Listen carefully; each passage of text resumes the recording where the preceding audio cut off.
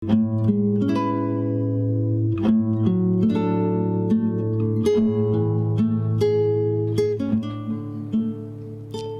now, it's time for DJ Rocky's Secret Files.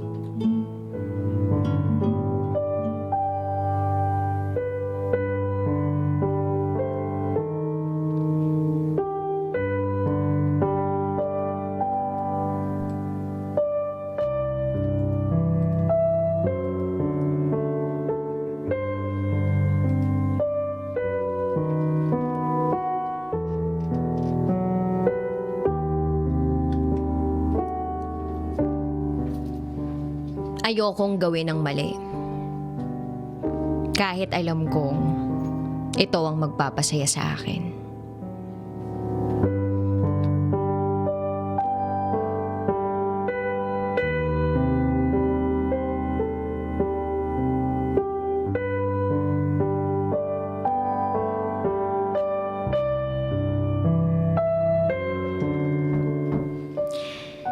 Itago mo na lang ako sa pangalang Ira. Maaga akong nagkapamilya sa edad na 19. Nabuntis ako ng boyfriend ko. At kahit papano, nagpapasalamat ako na pinanagutan naman ako at hindi kami iniwan. Graduate ako ng valedictorian. Pero hindi ako nakapagtapos ng college dahil nga maaga akong nag-asawa. 5 taon kaming nagsama bago kami nagpakasal. Napakabait ng napangasawa ko. Isa siyang Christian. Kahit hirap sila sa buhay, okay naman ang pagpapalaki sa kanya. Hindi siya umiinom at hindi siya nagyoyosi. Wala talaga siyang bisyo. At napakaayos niyang makitungo sa ibang tao. In fact, siya pa nga yung mas sociable at marunong makisama sa iba kesa sa akin. Mabait siya, may pagka-outgoing at mahilig makipagkwentuhan sa iba. Ako naman, medyo tahimik at mapili sa kaibigan. Pero masasabi ko ring mabait ako. Napaka-loyal at madiskarte. Family person ba? Ang mundo ko umiikot lang sa family ko at sa trabaho. Pati na rin sa mga bagay na gusto kong gawin. Kagaya na lang ng pagbabasa at pagsusulat. Dahil nga hindi ako outgoing, I always crave for personal time sa taong mahal ko. Puro pag-iisip ng mga bagay na mapagkakakitaan at ikauunlad ng family namin ang pinagkakaabalahan ko. Kung ibang tao ang titingin, masasabi siguro nila na napakaswerte ko sa asawa ko. Bukod sa napakabait, ay napakagwapo at walang bisyo.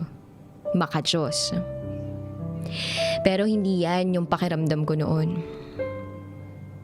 Meron kasi siyang kahinaan. At yun ay ang babae. Madali siyang ma-attract sa babae dahil nga mahilig siyang makipag-socialize at makipagkwentuhan. At dahil nga gwapo siya at mabait, babae pa mismo minsan ang papatol sa kanya kahit may sabit. Dahil dito palagi kaming away ng away.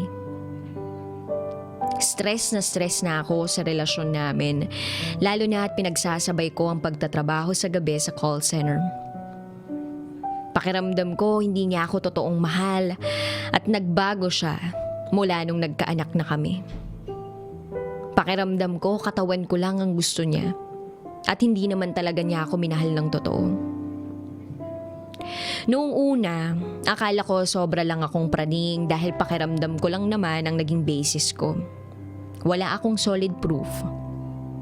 Kapag lumalabas kami, ang mata niya kung saan may maganda nandoon.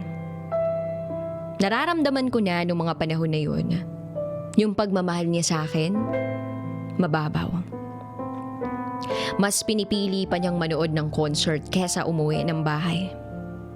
Mas pinipili niya pa na kasama ang kaibigan niya kesa sa akin. Isang beses nga kahit Christmas na Christmas, sumama siya magbakasyon sa kaibigan niya sa probinsya nila. Pinayagan ko naman. Ayoko kasi yung namimilit. Gusto ko kung ako ang pinipili, kusang loob. Kapag umuuwi, mas gusto niya pang sa kapitbahay makinood ng movie DVD. Pag may mga importanteng okasyon, ako palaging may regalo sa kanya at surprise. Samantalang siya, wala. At parang okay lang sa kanya yung ganun. Kapag namamasyal kami, puro hilig at gusto niya yung una naming hahanapin. At yun yung una naming titingnan at bibilhin. Kapag may nakuha na siya, saka pa lang siya magtatanong sa akin kung may gusto daw ako. Parang pilit. Minsan birthday ko, umuwi siya kasamang barkada niya katrabaho, may kasamang babae. Nagiinuman yung mga kasama niya. Hindi siya sumali sa inuman, sa kwentuhan lang. Pero aware ako na may kasamang babae. Kaya iyak ako ng iyak sa taas. Nasa baba sila nun. Ako, nasa taas ng bahay. Pagkuha ko ng camera ko, puno ng picture ng babae yung camera ko. Marami pa siyang ibang ginawa na sobrang nakakasakit sa loob ko. Ang masakit dito, hinayaan ko lang ang sarili ko na tratuhin niya ako ng ganun dahil sa sobrang pagmamahal ko sa kanya. Totoo nga siguro yung sinabi nila na kapag matalino ka sa pagmamahal, hindi ka masyadong okay sa buhay. Pero kapag matalino ka sa eskwelahan, boba ka naman sa pagmamahal. Sa tuwing mag-aaway kami, konting sorry lang, wala na. Bumibigay na ako. Hanggang isang araw, nalaman ko na may nililigawan siyang katrabaho kahit magkasama na kami at meron na kaming anak. Nasunugan yung lugar namin at muntik nang umabot sa bahay namin. Nag-relocate kami. Sobrang intense. Pero wala akong napansin sa kanya kundi panay yung pagte-text niya. Ang sabi niya, ina-update niya daw yung kasamahan niya sa simbahan. Pero bakit iba yung kutob ko? Nawala sa sunog yung atensyon ko. Nalipat sa kung sino yung katext niya. Kaya nung tulog na kami, kinuha ko yung cellphone niya at halos nanlumo ako sa nabasa ko. Ang nakalagay, muntik na tayo mahuli ng asawa ko. Halos mabitawan ko yung phone niya sa nabasa ko. Pumasok ako sa trabaho niya parang zombie. Tulo lang ng tulo ang luha ko pag mag-isa ko sa banyo. Hanggang sa tinext ko siya dahil hindi ko nakanaya. Mga 100 text messages. Ganon karami yung sinend ko sa kanya. Sa bawat text, ramdam na ramdam ang emosyon at sakit. Kinahapunan, nakareceive ako ng text nung girl na nililigawan pala niya. Inamin niya sa akin ang lahat. Humingi daw kasi ng tulong ang asawa ko sa kanya na kumbinsihin ako na patawarin na siya. Inaway ko yung babae as expected. Sinabihan niya ako na kung gugustuhin niya daw, kayang-kaya niyang agawin ang fiancé ko. In-emphasize niya ang word na fiancé to emphasize na hindi pa kami kasal at pwede pang agawin. Nagpanggap daw kasi na single yung asawa ko. Durog na durog yung puso ko noon. Ano bang kasalanan ko at nagawa niya sa akin to? Hinintay ko siya sa pag-uwi niya. At nang nasa baba na siya ng bahay, nakayuko lang siya, hinang-hinang. Bumaba ako at sinumbatan ko siya sa lahat. Pero hindi siya nagsalita. Ang sabi ko sa kanya, kulang pa ba lahat ng ginagawa ko para sa'yo? Kulang pa ba ang pagtalikod ko sa pamilya ko para sa pamilya natin? Kulang pa ba ang pagsira ng kinabukasan ko para sa'yo? Iyak ako ng iyak. At umiiyak din siya, pero hindi siya nagsasalita. Kinabukasan, pumunta ako sa Bantayan Island para mag-isip. Pero hayop siya.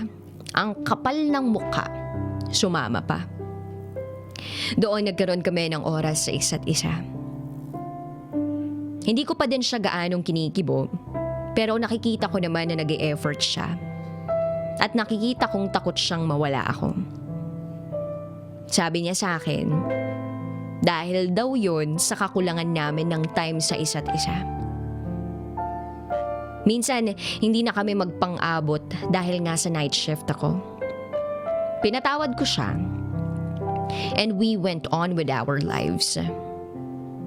Pero sa totoo lang, yung sugat sa puso ko hindi natatanggal. Minsan, nagkaroon kami ng dalagang katulong na grabe kong magpa-sexy. Nag-i-spaghetti ng damit at nag-i-short ng maiksi.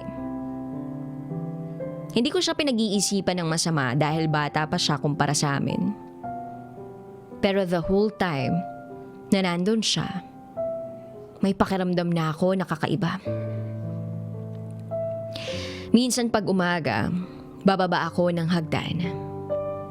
Makikita ko yung asawa ko na nag-a-assist dun sa babae sa pagpapaapoy ng gasol. Pero hindi naman malaswa na nakapulupot.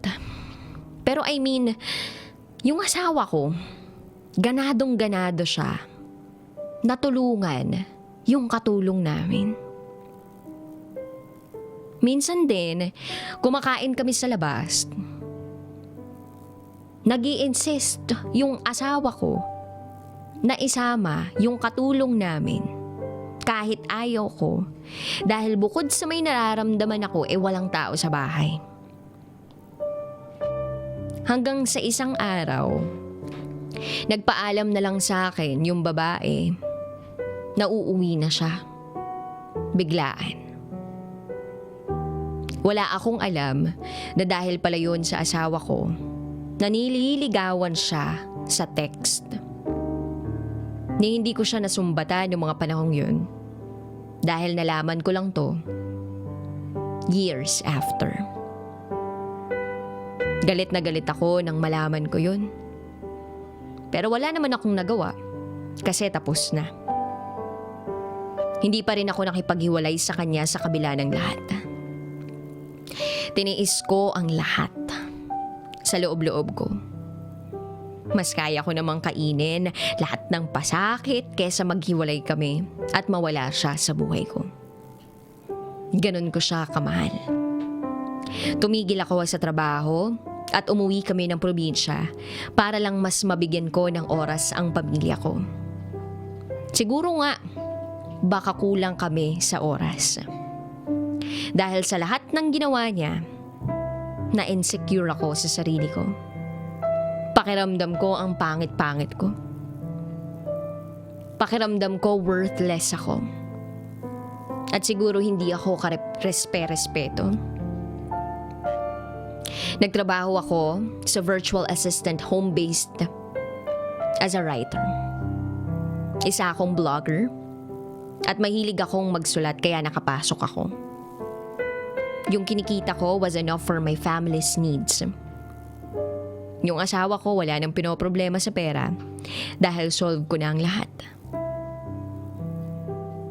Akala ko okay na, pero mas lumala ang pag-aaway namin. Hindi lang babae ang kaagaw ko sa kanya, kundi pati na rin ang family niya. Isa siyang dakilang mama's boy. Kung tutuusin, nakakabilib isipin na family person siya. Pero lahat ng sobra, hindi na maganda. Lalo na kung pakiramdam mo, binibigyan pa sila ng importansya kesa sa iyong asawa niya, sa inyong pamilya niya. Ang maling-mali ko ay ang pagtira namin katabi ng nanay niya, ng pamilya niya. Mas palagi siyang nakatambay sa kanila kaysa sa amin. Samantalang ako naiiwan ng mag-isa sa bahay namin. Minsan din, pumupunta sila ng mama niya sa mga kamag-anak nila. At sa church, sobrang aktibo din niya. Kaya halos wala na siyang oras sa akin. Dahil magkatabi lang kami, nalalaman ng mama niya kapag nag-aaway kami ng asawa ko. Aba, at sinichismis ako ng mama niya sa lahat ng kamag-anakan nila. Ang pangit daw ng ugali ko at inaagrabyado ko lang yung anak niya. Grabe. Kung hindi lang daw sobrang bait ng anak niya. Kung alam lang nila. Dahil doon, ilan sa mga kamag-anak niya at pinsan nagalit sa akin.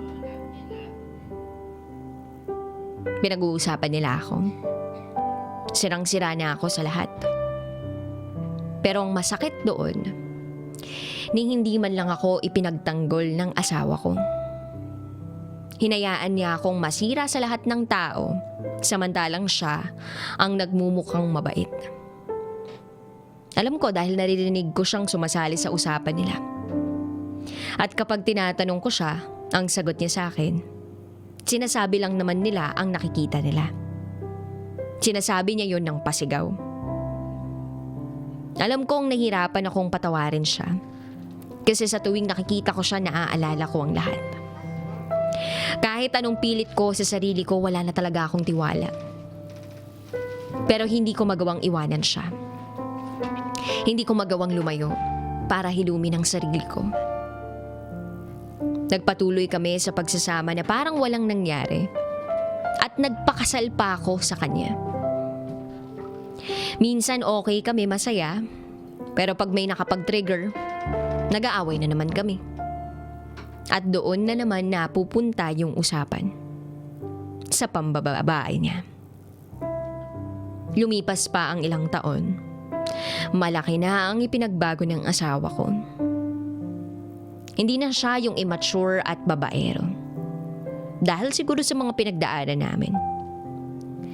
Through it all, nanatili siya sa tabi ko. Nakikita ko naman na bumabawi siya. Pinilit niyang bumawi. Kapag Valentine's Day at anniversary, grabe yung pag-surprise niya sa akin. Pinaghahandaan niya talaga. Inaalagaan niya ang pamilya namin. Maasahan siya sa lahat ng bagay. Isa lang ang hindi nagbago. Emotionally, hindi pa rin ako makakonect sa kanya. Meron akong pangangailangang emosyonal na hindi ko matugunan sa kanya. Ang oras at atensyon na kailangan ko, hindi pa rin niya naibibigay ng buong buo sa paraang gusto ko. Lalo na at nagkasakit ako. Dahil siguro sa sobrang stress, inoperahan ako sa abdo. At pagkatapos, ay nag-develop ako ng sakit na temporomandibular dysfunction. Sakit sa panga. Madali ako mapagod. Hindi ako pwedeng magbuhat. Tumutunog yung panga ko. At masakit ang buo kong katawan buong araw. Mas lalo akong naging bedridden at nakakonfine lang sa bahay, madalas sa kwarto. Dito ko mas nararamdaman yung pag-iisa at depresyon.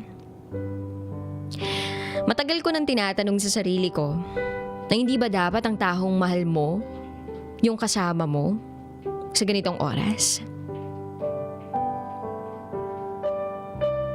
Pero bakit ganun? Parang may kulang? May mali? Madalas pag uwi niya ng bahay, nood agad siya ng TV. Sobrang tagal. Kung hindi pa ako magpapapansin, hindi pa siya lalapit sa akin. Madalas mas gusto niya pang kausap ang ibang tao na nasa sala kaysa sa akin.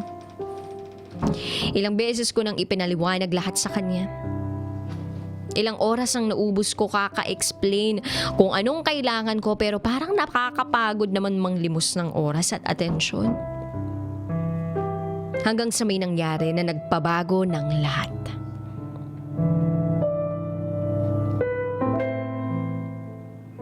Biglang sumagi sa isip ko ang isang taong alam kong nagbigay sa akin ng totoong pagmamahal mula pa bata pa kami. Pero ipinaghiwalay kami ng tadhana. Hindi kami nagkatuluyan. 17 years. 17 years kaming hindi nagkita. Ganon katagal. Pero all these years, he has always been in my mind. Kumusta na kaya siya? Ano na ang buhay niya ngayon? He was my first love. I was 13 years old then. But I knew right then, he was the one. Pero umalis siya sa lugar namin at hindi na siya bumalik. Hindi siya taga sa amin. Dinala siya doon ng uncle niyang pare at nagsakristan. He promised na babalikan niya ako pero hindi na siya nakabalik. Alam ko kung gaano niya ako minahal. Sa buong buhay ko, kahit nagkaroon ako ng ibang boyfriends after him, walang nakahigit sa kanya. Siya lang ang nagmahal sa akin ng ganun kalalim. Pero bakit? Bakit di niya ako binalikan? Sinearch ko siya sa Facebook pero hindi ko siya mahanap. Hanggang sa naisipan kong ipaging siya sa Facebook group ng lugar nila. 12,000 people sa isang small community. Siguro naman may kahit isang tao na makapagturo, no? In 48 hours, I found him. Nai-connect ako sa pinsan niya at yung pinsan niya ang gumawa ng paraan para magka-contact kami. Nanginginig ako at hindi may paliwanag kung ano yung nararamdaman ko nung una ko siyang makausap. Pareho kaming umiiyak. At that point, nalaman ko ang lahat. Ang buong katotohanan. I was wrong. Hinding totoo na hindi niya ako binalikan. He came back for me, but it was too late. Nung nakatapos na siya ng college sa Manila, umuwi siya sa amin to let me know na may kontrata na siya at aalis siya. Para pakasalan niya ako. Pumunta siya sa amin at hinanap niya ako, only to find out that I was already pregnant at ikakasal na. It was too late. Hindi siya nakauwi sa kanila dahil napadpad siya sa ibang lugar. At doon, naglasing siya ng lasing. Nagpasundo na lang siya sa kapatid niya. At wala siyang ibang sinisisi kundi yung sarili niya dahil matagal siyang nakabalik. Ikinuwento niya sa akin lahat.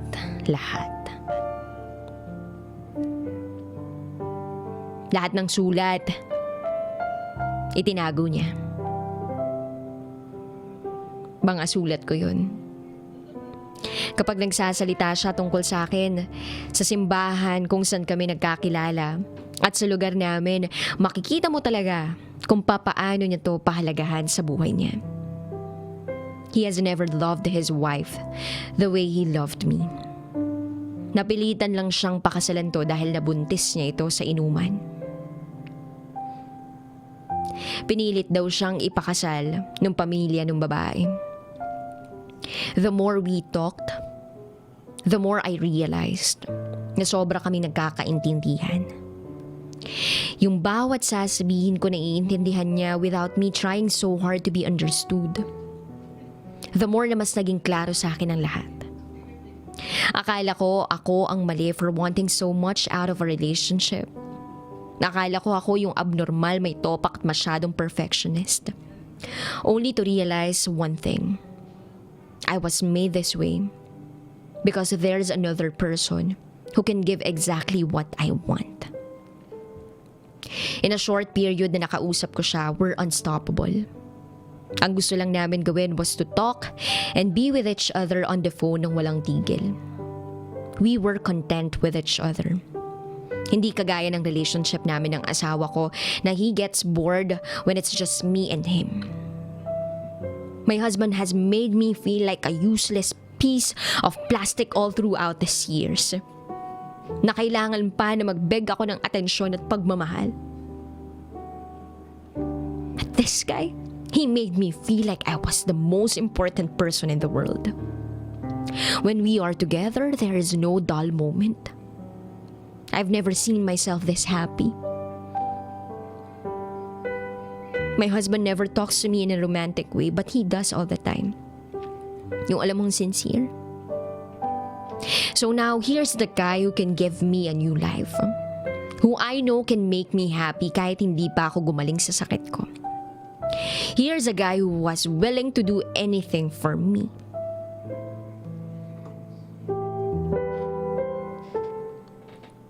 But I chose to walk away from him. Kahit hiwalay pa siya sa asawa niya. Why? Dahil duwag ako. Dahil hindi ko kayang maging totoo sa sarili ko. Dahil natatakot ako. Dahil hindi ko kayang saktan ng asawa ko. Dahil ayokong sumugal at masira yung reputasyon ko. Dahil ayokong gumaya sa dad ko nang iniwan kami for another woman. Dahil ayokong gawin ang mali. Kahit alam kong ito yung magpapasaya sa akin. Pinili kong gawin yung tama. Pinili ko yung asawa ko and pamilya ko. I chose to turn my back on the one I love and chose to focus on my family. Kung ano mang pagmamahal meron ako para sa kanya. Masakit at hindi madali. Kung tutuusin, my husband don't deserve this after everything. Mas hindi ko kayang pakawalan yung asawa ko dahil 10 years na kaming nagsama. Kahit marami na siyang nagawang mali, he is trying the best to change. He's trying his best to show his love kahit hindi siya sanay sa ganun. 10 years na pagsasama na puno ng away, saya at luha. Sometimes that is what marriage is all about. I simply look at all our pictures and realize we have been through so much. Hindi ko kayang ipagpalit kung ano man yung meron kami.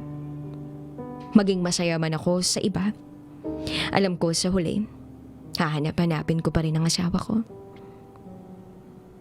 Hindi namin kayang tiisin ang isa't isa.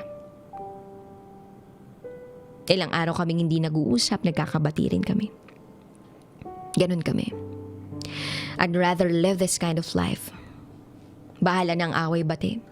Basta alam ko na kahit anong mangyari, hindi niya ako iiwan.